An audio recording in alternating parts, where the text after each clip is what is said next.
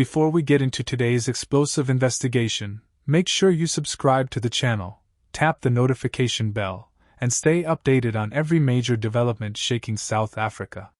We break down the biggest political storms, the deepest mysteries, and the stories nobody else wants to unpack. So, if you are serious about staying informed, then subscribe right now. Circulating reports of an attack targeting one of the country's most prominent and respected law enforcement figures, General Gwani, have sent South Africa into a tailspin. In a story that has sent shock waves throughout the nation, early accounts suggest that the highly regarded top cop was ambushed in a violent assault that has left the public with more questions than answers. From Cape Town to Johannesburg, people want to know who shot MKHWANAZI, why he was targeted, and what this attack reveals about the dangerous battles unfolding behind the scenes in South Africa's ongoing fight against corruption, crime, and political interference. The confusion, outrage, and fear surrounding this incident have grown rapidly, with the public desperate for clarity as speculation spreads through communities, political circles, and social media platforms. Tonight, we unpack every detail, the background, the rising tensions, the suspicions, the motives, and what this attack might portend for the country's future. Although information surrounding the incident remains murky and official details have not been fully released, the initial claims making their rounds across media discussions and political comments create a chilling picture of a well-planned, deliberate, and highly professional hit. The assailants reportedly acted with precision, striking quickly before melting away without a trace, leaving detectives scurrying to piece together what really transpired. Accounts by eyewitnesses, very disjointed and incomplete, all are unanimous in the implication of one thing, that this was no random act of street violence. It was something calculated, something organized, something meant to send a message. While authorities have kept mum on specifics, insiders close to the case say the attack was anything but random, not opportunistic, and certainly not the work of inexperienced criminals. Whoever was behind it seems to have known exactly whom they were targeting and exactly why, suggesting a level of intelligence gathering and operational planning well beyond that of the ordinary criminal. This is where the mystery deepens. General MKHWANAZI has long been regarded as one of the bravest and most vocal figures within South African law enforcement. He has waded into some of the country's most sensitive cases and has never minced words when going toe-to-toe with powerful networks, be they criminal, economic, or political. Over the years, he has been involved in multi-million rand corruption investigations, cartel-related operations, internal misconduct probes, political interference claims, and high-level policing restructuring. His name has become synonymous with strong leadership and unyielding resolve. But with that mantle comes danger. Challenging intricate criminal networks and politically connected individuals is never consequence-free. This long history of engagements has made him a figure of admiration but also of ruthless enemies. Many of the cases he touched upon involve individuals or groups that stand to lose much money, influence, reputation, or freedom. As tensions mounted around several investigations he reportedly led or had influence over, many analysts forecast that it would only be a matter of time before someone tried to silence him. Unfortunately, this attack appears to vindicate those concerns. This wasn't merely an assault. It was a message, a warning, and perhaps even a declaration of war against anti-corruption efforts. An attack of this nature upon a figure of his standing sends a shiver down the spines of many who would receive a clear warning that far transcends the man himself.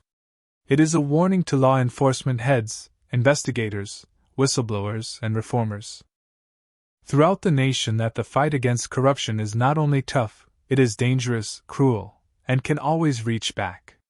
Analysts have pointed out that such an attack has to be conducted by those who could boast the means, planning, insider intelligence, and hard motive to get it done. In no way are these traits of petty criminals or random acts of violence. They bear more resemblance to fingerprints belonging to individuals looking to stop investigations, shift pressure off themselves, or otherwise undermine probes ongoing. A hit like this requires coordination, financing, intelligence on the general's whereabouts, and the capability to vanish without leaving any clear trail. Capabilities like that point toward organized syndicates, political operatives, or networks that link the criminal and political in ways far more complex. As news of the attack spread, social media lit up with anger, incredulity, and heartbreak. Journalists, activists, public figures, and private citizens flooded online platforms demanding answers, accountability, and immediate action. Many described the attack as a threat to justice itself, as an attempt on the state, as a stern warning to anyone that dares to stand up to powerful interests. Hashtags calling for justice are trending across the country, as South Africans express frustration at the increasing violence aimed at those who stand in the way of corruption. Others spoke of their fear that South Africa may be well on its way into a new phase where anyone who speaks truth to power is treated as an enemy on a war zone. The reactions expose a country feeling increasingly vulnerable, increasingly betrayed, and increasingly conscious of hidden forces at work in shaping events around the nation.